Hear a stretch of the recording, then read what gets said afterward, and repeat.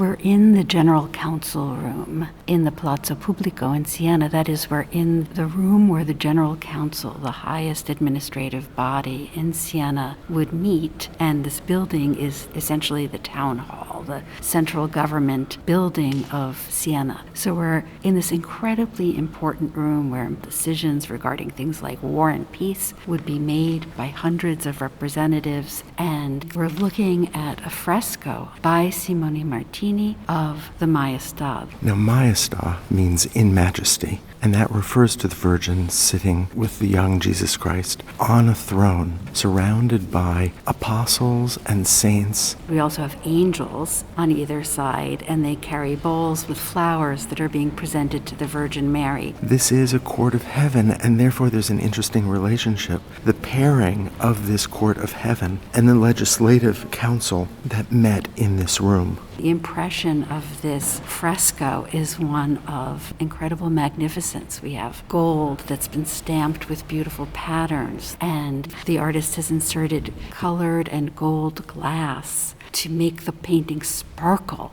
And the Virgin Mary is seated on this lovely blue pillow. Her garment was at one point much more deeply colored. These are all very expensive pigments. And there's also a degree of elegance that is consistent with 14th century Sienese painting. The figures are elongated. Their hands are impossibly long. The noses are impossibly long. The figures are almost dance-like in their presentation. So just like we see in Duccio's earlier important altarpiece for the Cathedral of Siena, we see the Virgin enthroned here, surrounded by saints and angels and apostles, all located within the same space. And that is further emphasized by that beautiful canopy. They all are sharing this ceremonial space, and in a sense, sharing it with the people who occupied this room, and even now in the 21st century, with us. Now, we would be remiss if we didn't explain why the Virgin appears here in this space. First of all, we're not in a church. We're in a secular political space. This is the town hall of Siena.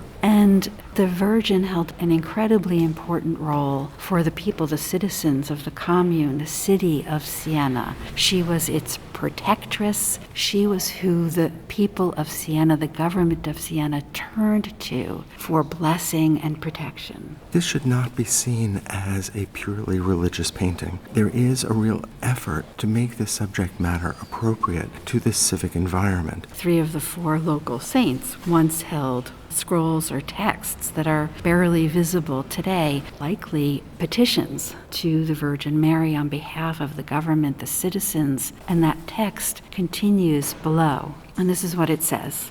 The reply of the Virgin to the said saints.